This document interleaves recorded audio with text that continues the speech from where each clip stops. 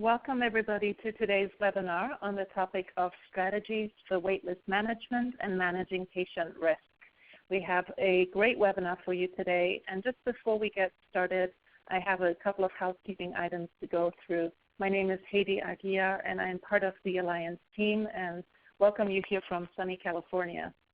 So a couple of logistic things. As far as the webinar platform is concerned, as participants, you should be seeing the platform look like this, as we see on the screen. We are recording this webinar, so all participants are muted. If you have any questions for the speaker at any time, you are welcome to click on that chat button in the bottom left-hand corner, that blue chat bubble. Just click on that, and that will chat box for you where you can submit any questions for the speaker. You can do that at any time, but we will be holding the questions till the end. I do want to announce that on March 7th, we have our next innovation webinar, actually the first one for this year, and it will be a 90-minute long webinar, and it is on the topic of DCD, heart recovery and transplantation, the UK experience. So we're really excited to learn from my UK colleagues about their experiences in instituting the DCD heart recovery and transplantation process and what their outcomes are at this point in time. Also coming up on March 14th, we have the webinar on tissue and cornea donation from recovery and beyond. For all of these webinars right now, registration is open on our website. Just go under Education and Webinar Series and you'll find the links there. For today's webinar, we are offering one Step C credit. And so if you are listening in a group today, which I know many of you are, whoever registered for this webinar will be the one that will receive the evaluation link email. Please make sure to note everybody who is in your group so that you can forward that email, the evaluation email, to your whole group so that everyone can get their credit. So one Step C credit, and you have 30 days to respond to get that certificate. And then for nursing, we are offering 1.2 nursing contact hours. And that is courtesy of Iowa Donor Network, and we want to thank them for their partnership in providing these contact hours. One thing to note is for nursing, you only have 14 days. That's not business days, that's 14 actual days. So please make sure to complete the instructions for getting your nursing contact hours within that time frame. So at this point, I'd like to introduce our webinar moderator for today. Andrea Tuchin is a member of our transplant webinar faculty, and she's also the director of transplant data and finance at Barnabas Health. And Andrea kindly organized our webinar today, and she will be the one to present and moderate us through this webinar. Andrea? Thank you very much. Good afternoon, everyone. It is my pleasure to introduce Dr. Anup Patel. Dr. Patel received his medical degree with AOA distinction from the University of Medicine and Dentistry of New Jersey Medical School and completed an internal medicine residency and fellowship in nephrology and transplant nephrology at the University of Michigan. Dr. Patel has served as the Transplant Clinical Director at St. Barnabas Medical Center since 2009 and oversees all clinical care and protocols for all phases of transplant for the renal and pancreas transplant division. He is a very active researcher, including both pharmaceutical and investigator-initiated trials, and is the author of numerous publications and abstracts. Dr. Patel, I'm turning the program over to you. Thank you, Andrea. Hello, everyone. Today I'm going to discuss some general strategies for managing the wait list and give some examples of how we employed some of these strategies at St. Barnabas Medical Center. Next slide. Managing a transplant wait list can be a very daunting task. There's a continuous influx of new patients onto the list and constant changes to patients who are already listed. Potential transplant candidates have complex medical histories, and monitoring their clinical status and transplant candidacy can be overwhelming for a transplant program if not managed efficiently. I think it is helpful to think of three broad goals to make sure that our management of the list is organized and optimal. These goals include promoting living donation, increasing the transplant rate, and improving post-transplant outcomes. As we are all aware, living donation is associated with the best outcomes after transplantation and is also very cost effective. Our program's philosophy is to continue to encourage living donation for waitlisted patients, even if a living donor was not identified at the time of listing.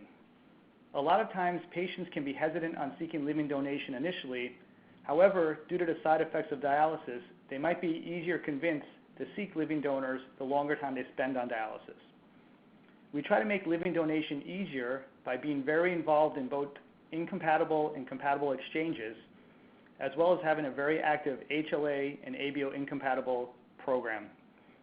I can spend the remainder of the presentation discussing methods to promote living donation, but I will now instead focus the rest of the talk on deceased donor transplantation. I'll first discuss methods that we have used to successfully increase our transplant rate. I'll then focus on the strategies we use to help improve our transplant outcomes. Next slide. Before I discuss what strategies we use for our transplant program, it is very important to realize what works for one program may not work for another. Transplant volume, for example, can dictate how much personnel is needed to manage the list.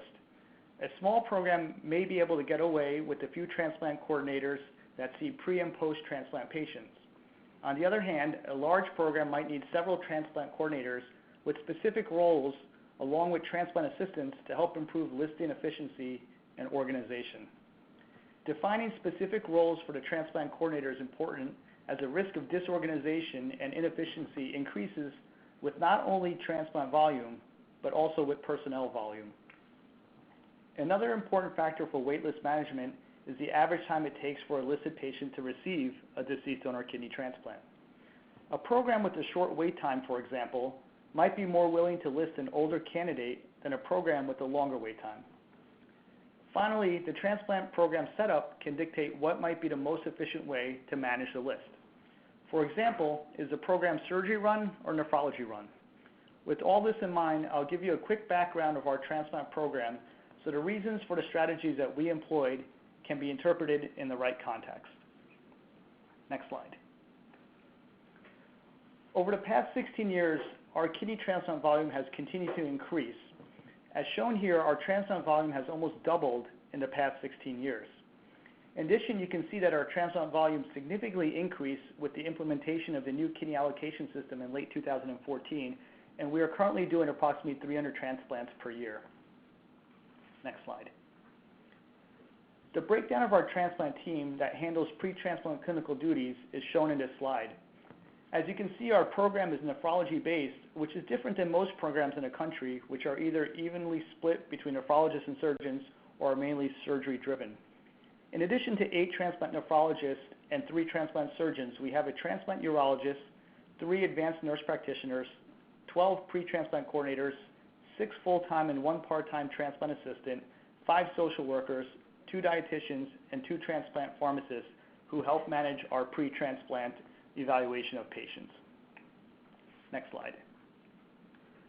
Our program evaluates approximately 1,200 new patients on a yearly basis, and all the new evaluations are performed by the transplant nephrologist.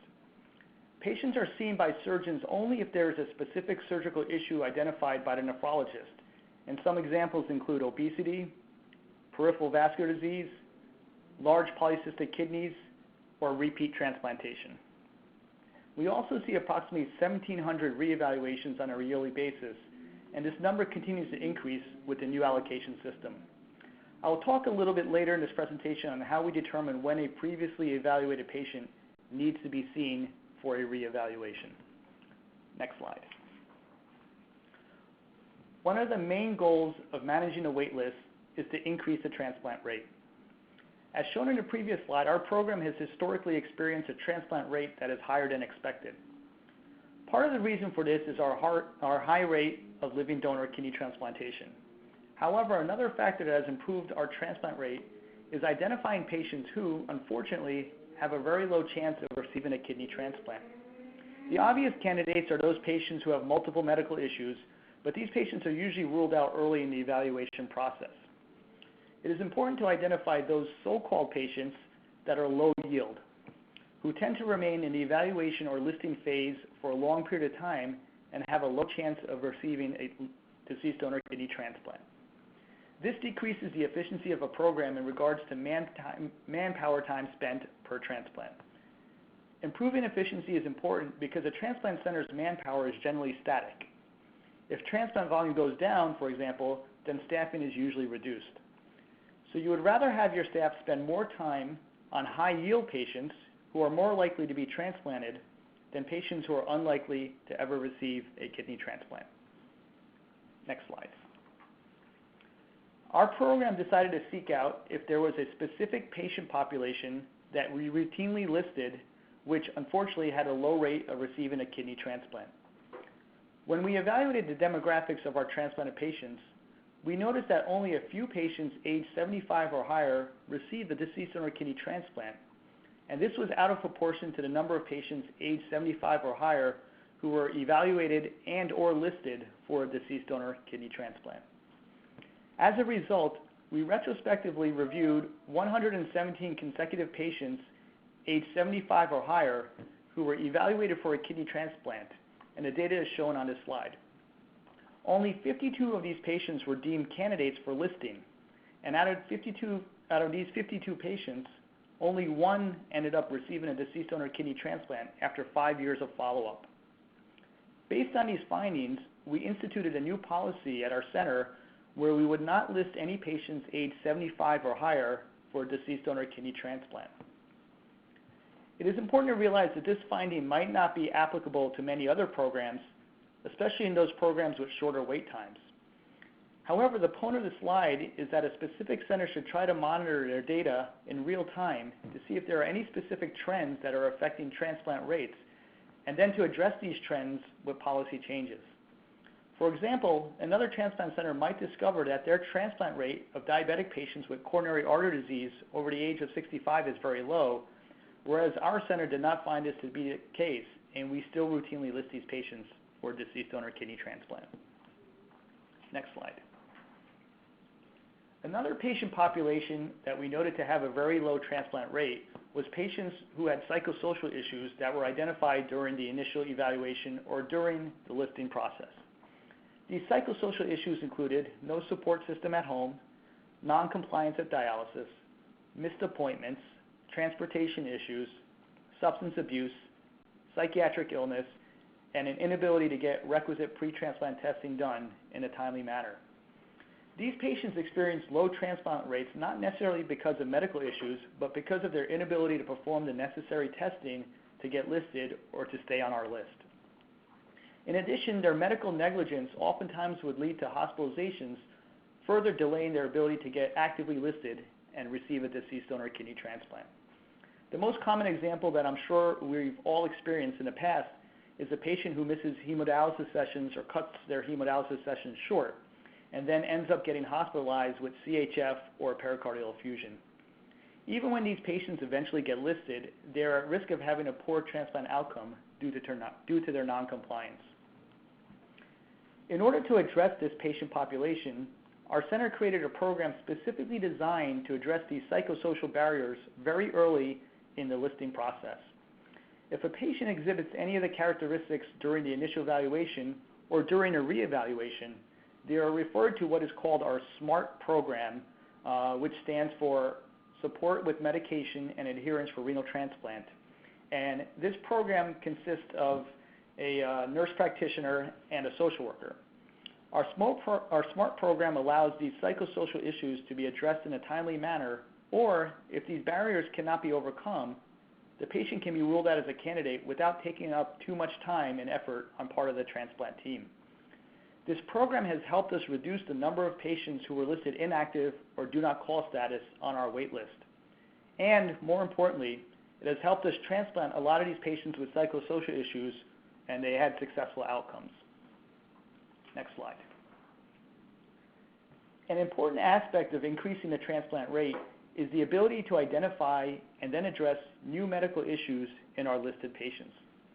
As we all know, dialysis patients very commonly develop new medical issues while waitlisted for a kidney transplant, and the transplant center is not always kept up to date on these new issues.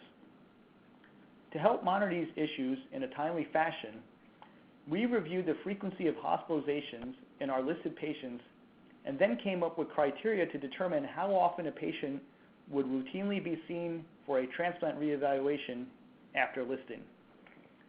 Our high-risk patients are seen every 6 months for a reevaluation, our moderate-risk patients are seen annually, and our standard or low-risk patients are seen once every 2 years. In addition, if a listed patient gets hospitalized for any significant reason, they will be seen for a reevaluation before they can be called in for a transplant. A very frequent thing that unfortunately occurs in our waitlisted patients is that their health worsens on dialysis and their transplant candidacy then becomes uncertain.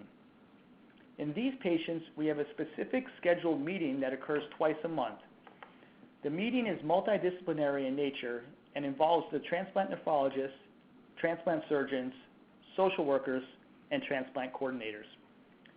At this meeting, one of 3 decisions is usually made.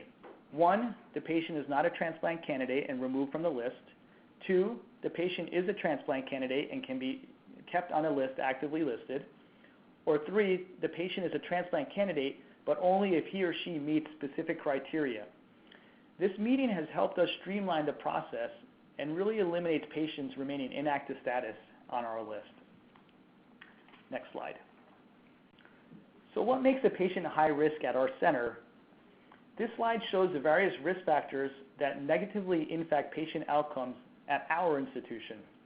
These risk factors include age over 60, elevated pan-reactive antibody levels of 98 to 100%, coronary artery disease, peripheral vascular disease, diabetes mellitus, dialysis duration of over 4 years, psychosocial risk factors, and the need for immediate post-transplant anticoagulation. Once again, it's important to realize that what may not work at our center may work at another center, and I strongly encourage centers to analyze their own outcomes rather than simply relying on published reports. At our center, if an individual has 2 or more of the above risk factors, they can potentially be considered high-risk candidates and then are presented at our Transplant Committee Review Board to make sure that they are indeed transplant candidates. In addition, they are seen for a reevaluation every 6 months to make sure that their clinical status has not deteriorated, which may then preclude transplantation. Next slide. Another method we used to increase our transplant rate was targeting specific patient and donor populations, which included non-A1 to B transplant candidates, hepatitis C recipients, and PHS high-risk donors. Next slide. As we are aware, patients with blood type B are disadvantaged on the wait list due to the rarity of their blood type. In addition, blood type B is more common in African American patients, which is a group that historically has had a lower rate of living donation compared to other races. Due to these issues, the new allocation system encouraged the transplantation of non-A1 organs into B recipients. However, this type of transplantation is considered incompatible despite the excellent outcomes.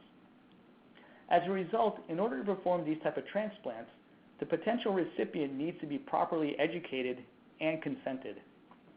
Our program felt that patients would be more likely to consent if they met with a healthcare professional in person rather than on the phone who could explain the benefits of this type of transplantation. We scheduled a meeting with all potential candidates, and out of 134 eligible patients, only 14 of them ended up not consenting, meaning that approximately 90% of patients consented for non-A1 to B transplant. After 1 year of follow-up, 10 of these patients were transplanted with a non-A1 organ. In addition, living donation was encouraged when we met with the potential transplant candidates, and 3 patients actually identified living donors and underwent living donor kidney transplantation. This once again points out the importance of encouraging living donation at every opportunity possible. Next slide. Another patient population that we specifically addressed was a patient with hepatitis C viremia. In the presence of a positive hepatitis C viral load, we encourage all patients at the initial evaluation to consent to receive a hepatitis C organ. Although you would think this would be a straightforward consent, a lot of patients were understandably concerned about getting a new hepatitis C strain, and sometimes were initially hesitant to consent. However, we now have an essentially 100% consent rate in this population since we carefully explained the benefits of a shorter wait time with hepatitis C organs. and this consent process has become even easier with the newer hepatitis C medications. A more difficult consent to obtain is the one for PHS high-risk organs. As everyone is aware, these organs come from donors with certain high-risk behaviors, including but not limited to incarceration, prostitution, and IV drug abuse. Despite the risk of infection transmission, the benefits of accepting these organs outweigh the risks in the majority of listed patients. As a result, it is vital to consent our listed patients to accept these organs. Our strategies to help increase the consent rate included attempting to consent at the time of initial transplant evaluation, attempting consent at every reevaluation, and explaining the risks of these organs in a very simple manner to the potential recipient. For example, rather than saying the risk of HIV transmission from an organ from an incarcerated donor is 0.01%, it might be more effective to say that the risk is approximately the same as being struck by lightning in your lifetime. Oftentimes, patients wish to discuss the acceptance of PHS high-risk organs with their primary nephrologist or dialysis unit, whom they've known for many years. As a result, it is important that the transplant center educates the referring nephrologist and the dialysis units about the benefits of accepting these organs.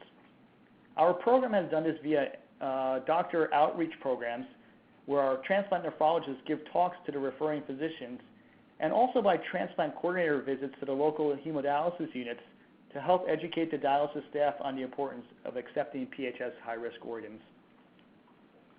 Next slide. An important aspect of managing the wait list is to avoid over-testing the potential transplant candidate.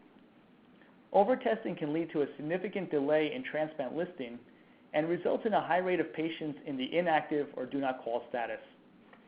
In addition, chasing down test results can be extremely burdensome for the transplant coordinators and assistants and can reduce their efficiency in terms of actively listing patients.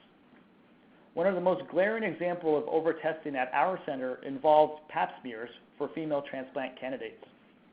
We had previously required annual pap smears despite numerous guidelines suggesting that this was not necessary.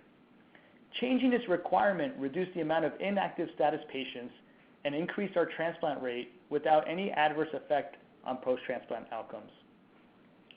By avoiding over-testing in our patients, our transplant team now has more time to perform routine and frequent chart reviews to make sure that testing is up to date and to help the listed patients schedule necessary testing. In addition to transplant coordinators, we also have transplant assistants that make sure all completed testing has been received and reviewed by the physician. We also have a cardiologist and urologist available to review charts twice a month to make sure that any issues are addressed in an expedited manner. This is inherently much more efficient than patients having to make appointments with the local specialist to obtain clearance for transplantation. Another bonus is that our cardiologists and urologists are very experienced in evaluating a transplant candidate, and this may not always be the case with the local specialist. Next slide. So to summarize, making testing as easy as possible helps improve efficiency. Aside from the methods discussed on the last slide, we also seek to improve testing efficiency by offering to schedule various tests for our patients at our own institution. A lot of these tests can be done on a single day, and the test results are available for immediate review by the transplant physician. We have also a specific gastroenterology group that we can schedule colonoscopies for in an expedited manner. We have found this to be much more efficient than relying on the patient to make an appointment with the local gastroenterologist and then undergo a colonoscopy at a later date. Next slide.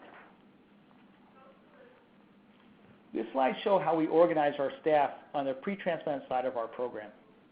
As you can see, we have 8 total coordinators managing our patients who are trying to receive a deceased donor kidney transplant. On the other hand, we only have 1 coordinator managing our patients who have a potential living donor. This outlines how much less labor-intensive living donor transplantation is compared to deceased donor transplantation. We have 1 coordinator for every 150 living donor transplants performed, whereas we have 8 coordinators for every 150 deceased donor transplants performed. This slide also illustrates how important we view working up living donors in an expedited manner, since we have 3 coordinators assigned just to manage living donors. We view living donation as the most efficient way of managing our transplant wait list. We also have 1 part-time and 6 full-time transplant assistants, and they are invaluable in reducing the workload for our transplant coordinators. Next slide. So this slide shows the different steps of our transplant evaluation process. On the initial evaluation, the patient is either ruled out as a candidate or cleared to proceed with the workup for a kidney transplant. The patients who are cleared to proceed are then assigned a risk by the evaluating physician. If a patient is deemed high risk, his or her case will be presented at our Transplant Committee Review Board to get a consensus opinion on a patient's candidacy for transplantation. In high-risk patients who are cleared to proceed, and in our moderate and standard risk patients, our transplant coordinators and transplant assistants gather all the requisite pre-transplant testing, and the patients are then presented at our final selection committee, where a decision is made whether or not the patient can be made active on our wait list for a deceased donor kidney transplant. We then reevaluate our waitlisted patients per our protocol and decide whether they can, 1, remain active, 2, should temporarily be made do not call status until, for example, a certain test is performed or an insurance issue is resolved, 3, should be made inactive status due, for example, the need to achieve a certain cancer-free wait time, 4, be presented once again at our Transplant Committee Review Board due to worsening clinical status or a new psychosocial issue, or 5, be removed altogether from our wait list. Next slide. So we will now switch gears a little bit and talk about the other important goal of managing the wait list, which is to improve post-transplant outcomes. Everyone is aware that a deceased donor organ is a scarce resource, and many patients are dying while waiting for a deceased donor kidney transplant.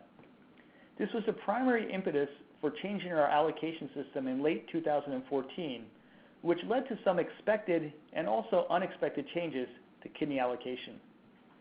In addition to maximizing the use of a scarce resource, the big elephant in the room is that a transplant center needs to improve transplant outcomes to make sure that they meet minimum CMS criteria to prevent their program from being placed in a systems improvement agreement. In addition, the SRTR database now judges how good a transplant program is on their online database, which is available for the referring nephrologist and patients to view. The merits of this can be extensively debated, but nonetheless, a program needs to make sure that their post-transplant outcomes keep their program in good standing with CMS. Next slide. So the main goals of the new kidney allocation system are outlined on this slide. When our transplant center reviewed the new kidney allocation system, we felt that the transplant rate in older patients would decrease. In addition, the elderly population would have less access to the best quality deceased donor organs, given the matching between low KDPI organs with low EPTS recipients. Given the high-risk nature of transplantation in the elderly at baseline, we anticipated that longer wait times, along with transplantation with lower quality deceased donor organs, would increase the risk of allograft and patient failure in our elderly population. We also anticipated that the transplant rate in highly sensitized African American and blood group B patients would increase somewhat, but we did not feel that this would impact our outcomes significantly. Next slide. So what actually happened with the new kidney allocation system? As anticipated, the transplant rate in elderly patients decreased. As you can see on this slide, before the new allocation system, patients over 65 or older were responsible for 22.2% of deceased donor kidney transplants, whereas after the new allocation system, this dropped to 17%. I will show you in a later slide how our transplant program preemptively addressed this predicted result to make sure that our outcomes in older patients remain stable. Next slide. Although our transplant program anticipated that a handful of high PRA patients would get transplanted with the new kidney allocation system, we did not predict how much this would increase and how much of a negative impact transplantation of immunologically high-risk patients with long dialysis durations would have on post-transplant outcomes. As shown in this slide, the rate of patients with a PRA of 99 to 100% dramatically increased. Before the new allocation system, they were responsible for only 2.3% of deceased donor transplants, whereas after the new allocation system, it immediately increased to 14.8% of deceased donor kidney transplants. Next slide. So how do we deal with the changes that occurred with the new kidney allocation system? As stated before, we did expect certain changes, such as a decreased transplant rate in older patients. But there were also some unexpected changes, the main one being the dramatic increase in the transplant rate of high PRA patients. Next slide. In anticipation of a longer wait time and decreased quality of deceased organs for our elderly patients, we elected to preemptively review our program's outcomes in older patients prior to the initiation of the new allocation system in late 2014. A retrospective review of over 100 patients ages 70 to 74 showed that the presence of 2 or more risk factors in this population was associated with poor outcomes, and these risk factors are listed on this slide. In fact, the 1-year observed patient death was twice the expected rate in patients who had 2 or more risk factors when they were aged 70 to 74. We were fearful that these poor outcomes would only worsen with the new kidney allocation system. Next slide. Due to this concern, before the institution of the new allocation system, we elected to exclude patients aged 70 to 74 with 2 or more of the risk factors that were noted on the previous slide. In the first year after the new kidney allocation system, we transplanted 14 patients aged 70 to 74 with a mean follow-up time of almost 1 year, and our patient and allograft survival was 100%. It is also important to realize that despite removing a large number of elderly patients from our list, the number of transplants in this age group did not significantly decrease.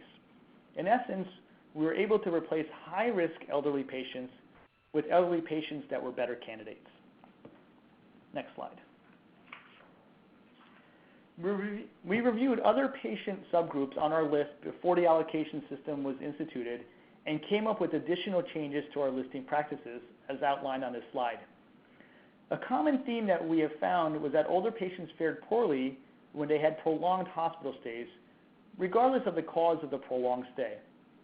We discovered that poor quality organs in our highest risk patients, especially when they experienced delayed graft function, resulted in poor outcomes. This is probably the 100th time I'm bringing this up in this talk, but once again, it is very important to stress that each center needs to analyze their own outcomes to determine if there's a high-risk group that doesn't fare well. Just because the groups outlined above fare poorly at our center, they may well do well in another transplant center that, for example, has excellent inpatient and outpatient physical therapy services. Next slide. While our transplant center was able to anticipate some of the changes that occurred with the new kidney allocation system, we were definitely caught off guard by the tremendous amount of high PRA patients that got transplanted in the first month after the new allocation system went into effect. Unfortunately, due to CMS guidelines, having 2 bad cohorts of patient outcomes can place a program at risk of being flagged. In other words, it is better to have several average cohorts of patient outcomes as opposed to having a few excellent cohorts followed by consecutive bad cohorts. Not surprisingly, our high PRA patients were at very high risk for cardiovascular and urological complications due to their long dialysis durations and prolonged anuria. In addition, these patients were at high risk of infections due to previous immunosuppressive medication exposure and retransplants and the need for high levels of immunosuppression with their new transplant due to their high degree of sensitization. Surgical complications were also increased in retransplanted patients. Next slide. Due to the fear of having a bolus of high-risk patients being transplanted in a short period of time, our center decided to make every high PRA patient do not call status until each patient's transplant candidacy could be re-reviewed. As shown in this slide, each patient was assigned to 1 of 3 categories, and within 4 months, we were able to reevaluate a total of 255 patients to make sure that they were in best shape possible prior to receiving their kidney transplant. Next slide. This slide shows other steps that we follow to help improve our outcomes, which I'm sure is obvious to transplant centers. With the help of our transplant assistants, we continually make sure that testing is up to date in our actively listed transplant patients.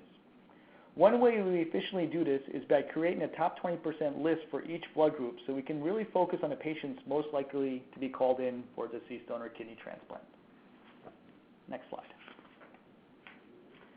So what is a good transplant outcome? I think everyone would agree that if a center has if a center has very poor patient and allograft survival, that's bad outcomes. However, if a center has patient and allograft survival significantly above expectation, does that necessarily mean that the transplant center is performing optimally? I feel that a transplant center can be considered good only if the number of listed patients and the transplant rate remain high. In other words, if a transplant center is maintaining good transplant outcomes, but really restricting transplantation to only the best patients, they're probably disserving a large portion of patients who could otherwise do well with a kidney transplant due to the fear of having poor outcomes. And as we know, it may not be so good if the transplant rate is low or if the program is being too conservative, since dialysis mortality is approximately 6% annually for waitlisted patients. And in addition, quality of life and vocational ability is severely limited on dialysis. Next slide. So to summarize, we decided to come up with stricter listing criteria for our patients. By doing so, we were able to improve our outcomes. In addition, stricter listing criteria, along with elimination of unnecessary testing, increased our transplant center's efficiency, which led to an increased transplant rate. Despite a decrease in the number of listed patients from our stricter listing criteria, due to the fact that we increased our transplant rate, we were able to maintain and actually increase the number of transplants that we performed. Next slide. So to summarize, I think there are three main points for this presentation. The first is to identify and remove patients who are at very low risk of receiving a deceased donor kidney transplant early in the evaluation process.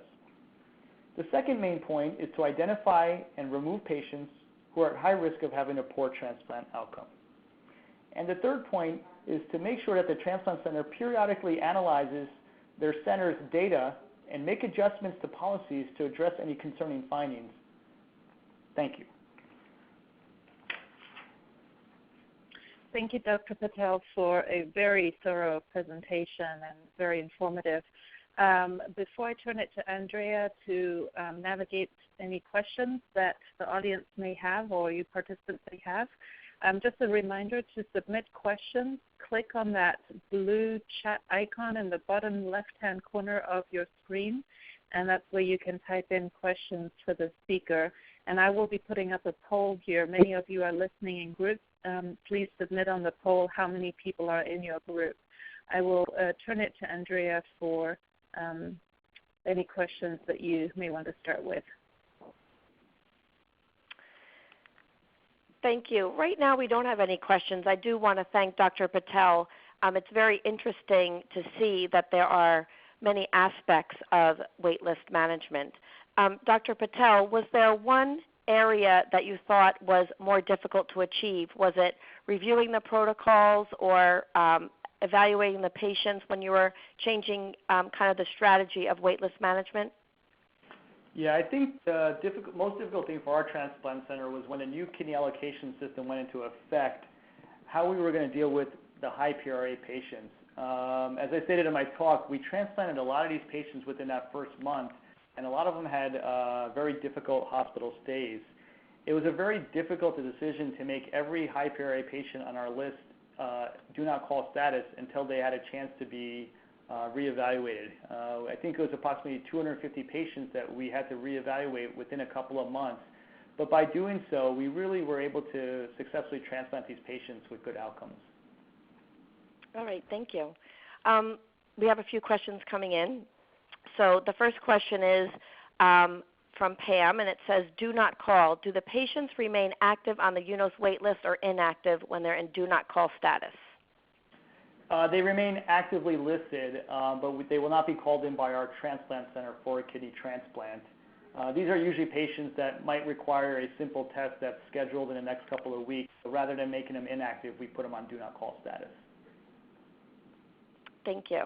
Next question is from Mary, and it's, do you have any BMI requirements for listing? Yes, we do.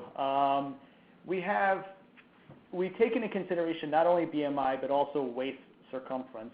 But in terms of a specific cutoff, if a patient has a BMI of 45, they will need to be evaluated by our transplant surgeon and cleared from their standpoint before they can be listed for a kidney transplant. Thank you. Next question is from Brenda, and she's asking, what do your reevaluations consist of, testing and or visits? Question mark. Right. So our reevaluation process involves evaluation by the transplant nephrologist, the social worker, and the transplant coordinator. The patient's brought into our center to be seen by all three, and at that visit, we decide if the patient needs any further testing to remain actively listed. Okay, thank you. Next question is, what is the status 7 percentage of your wait list? And I can actually answer that. That is one of our performance metrics, and we strive to be under 30%. We're currently at 29% of our total list being status 7. Okay, next question is, what is the average time of patients on hold? Do you have a maximum amount of time a patient may be placed on hold? I wish we did, but we don't. And that's what we strive to decrease with all these strategies that I described. We still do have the occasional patient that has been on hold for a long period of time, but we do periodically review these patients to try to see what we need to do and make a decision on whether we can perform the testing to get them actively listed or whether they should be removed from our list. Off the top of my head, I'm not sure what percentage of our list consists of patients on hold. I can tell you that we have a very low percentage. We do monitor that. We try to keep them on hold for, we monitor them so that they're on hold for 2 to 4 weeks at most. Some of them do linger a little bit longer, but we're looking at that on a monthly basis. Next question is from Sarah, and what was the previous maximum age for listing for a deceased donor kidney transplant? We actually previously didn't have one, although it was very rare for us to have a patient over the age of 80, although we had a couple of patients, 81, 82, who received a deceased donor kidney transplant. But prior to that, we did not have a specific cutoff. Next question is from Amber, and it says, in patients who are listed already, do you call patients in between evaluations to follow up? Yes, we do. A lot of times we get certain testing sent to us to make sure, and if there's any questionable testing results, we will contact the patients. But it is a large list, so sometimes if we're not aware of certain test results, we may not be calling the patients in between. But that's why we tend to evaluate our patients relatively frequently, so we can address new medical issues as soon as they occur. Thank you. Next question is from Leanne, and I'll help to answer this. Leanne answers, I understand you see 1,200 new patients per year, but how many referrals do you get per year, and how many do you actually list? So in 2016, we had about 1,900 referrals. 1,200 of those patients were actually seen for evaluation, and we listed about 600 patients. Next question is from Leslie. Are you served by a single OPO, or does your OPO serve several transplant centers? No, our OPO does have several transplant centers. There's 3 active centers besides ours in New Jersey, and we also have Delaware, West Virginia in our OPO. Next question is from Amber, and do you specifically see a higher do you see higher PRA patients more often? Typically, we do. Just the nature of patients being high PRA, they usually are high PRA for either retransplantation or other issues, and a lot of times their dialysis duration is long, so they tend to have other medical issues. So I would say the majority of the patients with high PRAs do fall into our high-risk category, and we are seeing them every 6 months. Okay, thank you. Next question is from Jacqueline, and her question is, do the coordinators only cover kidney transplant call for all organs? So our transplant coordinators do cover call 24/7. They're the primary recipient of call, and then they will work with a transplant nephrologist that's on call as well as a transplant surgeon. They do not cover call for post-transplant issues. the transplant nephrologist is the primary recipient of those calls. So our transplant coordinators only cover organ offer call 24/7. Next question is, how do you handle the referring physicians when you remove the older, high-risk patients? Our team worries that referrals will be reduced by such an action. Yes, I mean, this is always tough to do. We feel bad for the patients, and a lot of times we understand that the referring nephrologist might have questions about that. So what we have decided to do, if a patient is removed from the list, the transplant nephrologist will call the referring physician and discuss with that referring physician the reasons why we removed the patient from the list. In addition, we do frequent outreach programs with our referring nephrologists, and at these meetings we talk to them about why we made certain policy changes and how it benefits their patients overall. Thank you. So the next question is, can you talk a little bit more about your SMART tool and how you classify patient risk? Yeah, so our SMART program has really helped us a lot. These are patients who, for most of the time, have significant psychosocial issues. A lot of them are insurance issues, transportation issues, other issues that prevent the patients from performing all the requisite testing that we need or following up properly with the transplant coordinator. So we have a nurse practitioner who's very experienced who works with the social worker and the transplant coordinators. And these patients can be referred to our SMART program from almost anyone in our department. It can be referred from us by a social worker, by a coordinator, by a physician, by a nurse. If a patient is deemed to have some of these characteristics, they are referred to our SMART program, and those patients are seen by the team, and then a decision is made on how best to address the psychosocial issues that were identified. Thank you. We're getting a few more questions in. So one question from Jennifer is, what is the average time for our listing? Our average waitlist time is also one of our metrics. We shoot for a 90-day benchmark from the date of evaluation to the date of active listing, and we're currently at about 106 days. So thank you for that question.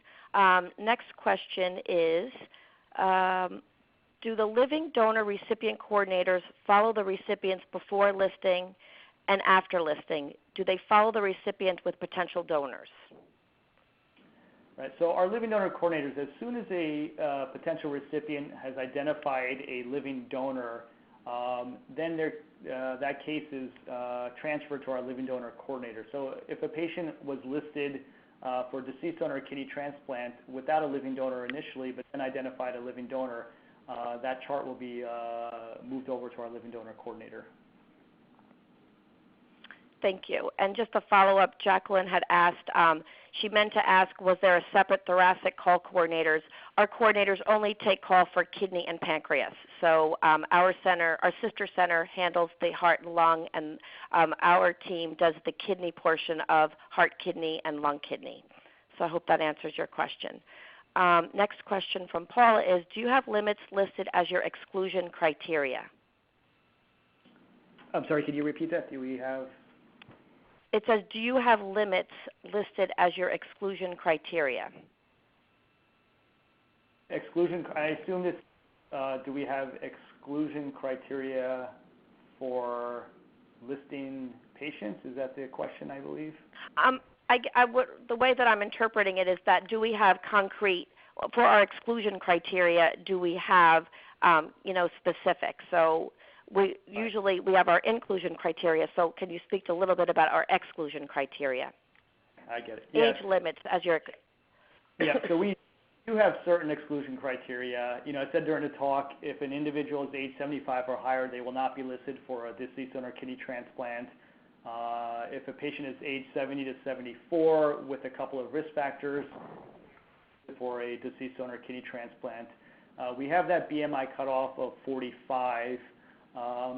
Those are probably our main exclusion criteria. Otherwise, each case is reviewed on an individual basis to determine candidacy. Thank you. And I'm not sure if you know this one, Dr. Patel, but one of the questions was, what are the current wait times regionally for us for each blood type on the East Coast and here in New Jersey? I can speak for our center, and which likely represents our OPO.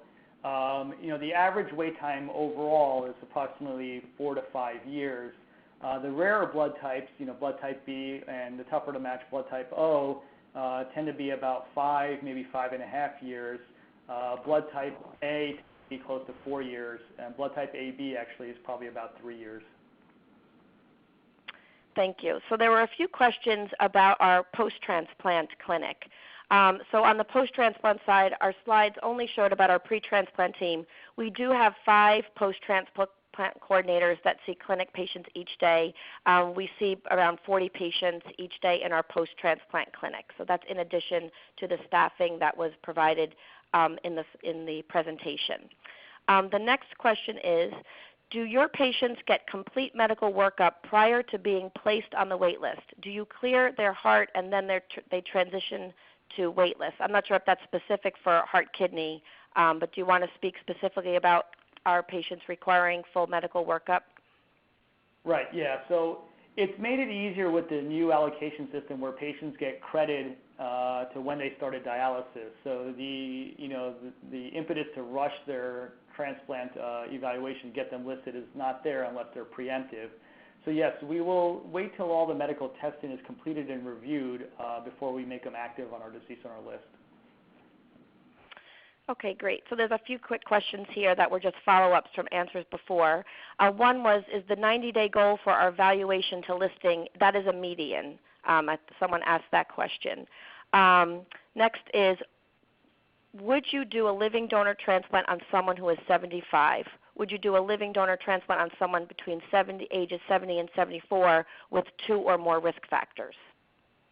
Yes, absolutely. Our living donor transplant outcomes have been excellent up to age 80. So in these individuals who we have turned down for deceased donor kidney transplantation, we encourage them to seek out living donors because we will perform it up to age 80 as long as they're reasonable candidates. And we have found a lot of patients initially, when they present to us, state that they don't have living donors, but after we tell them that we will remove them from the list because they're not a candidate for a deceased donor, they will oftentimes seek out potential living donors and then subsequently undergo living donor kidney transplantation. Thank you. Next question is, how long do you follow your post-kidney transplant patients, and do you refer them back to their primary nephrologist? Yes, yeah, we tend to follow them lifelong, for the lifespan of their transplant. The first 3 months we follow them exclusively at our center. After 3 months we do refer them back to their referring nephrologist, but then tend to alternate visits with the referring nephrologist, but we tend to follow them lifelong for their transplant lifespan. Okay, we just have a few more questions. One question from Carolyn at USCF is, do you have a formal assessment for functional capacity? That's a great question. Recently, we'll be presenting some data at the upcoming ATC in Chicago. We did a little test of hand grip strength to see how it correlated with the patient's self-assessment of their functional status. So we have done this on a few of our deceased donor kidney transplants, but it's not something that we do regularly. We still rely on the physician assessment and the patient's own self-report of their functional status, but that's something that might change in the future. Thank you. The next question is, can you further explain the role of transplant assistants? Yes, I mean the transplant assistants are the ones that really help our coordinators. As you can see, our patient load is very high and the amount of testing required by our patients is enormous.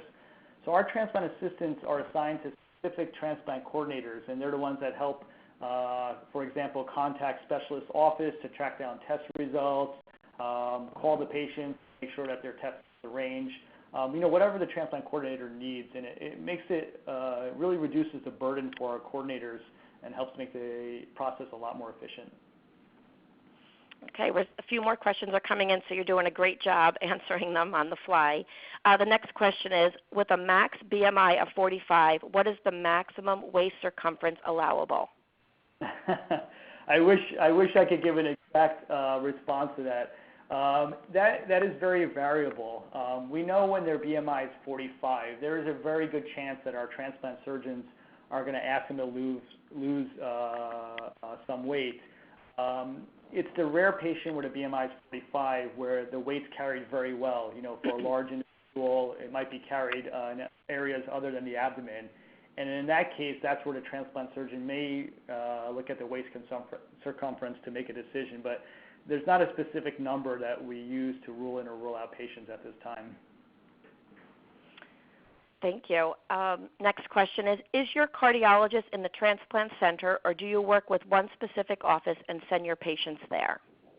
Right. Yeah, we actually have one specific cardiology group that's actually now part of the hospital, and we use them for most of our transplant patients when they get admitted here if there's any cardiac issues, unless they have another cardiologist that comes to our hospital before they were evaluated for a kidney transplant.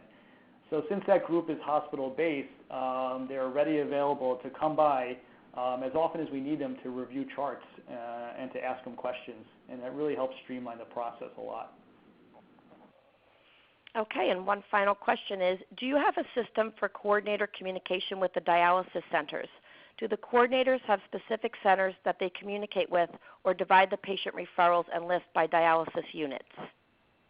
Absolutely. Andrea, you could probably explain this better than I can, but yes, our transplant coordinators are assigned to certain dialysis units so they can establish good relationships with the nurse managers and the dialysis staff at those units, and they actually go out and visit those units on a periodic basis.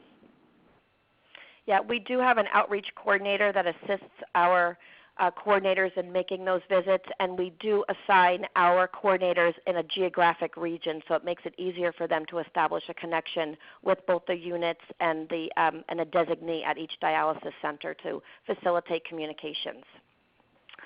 So I believe that's it in terms of questions. Hedy, do you want to take it from here? Yes. Wow, fantastic presentation. Lots of great questions from the audience. Thank you so much. I think it just demonstrated how much of a needed topic this was. So thank you, Dr. Patel, for your time and for sharing your expertise, and Andrea for coordinating everything. We truly appreciate it. And to all the participants, thank you for listening today and participating. And we look forward to seeing you on the next webinar. I wish everybody a wonderful day. Take care. Bye-bye.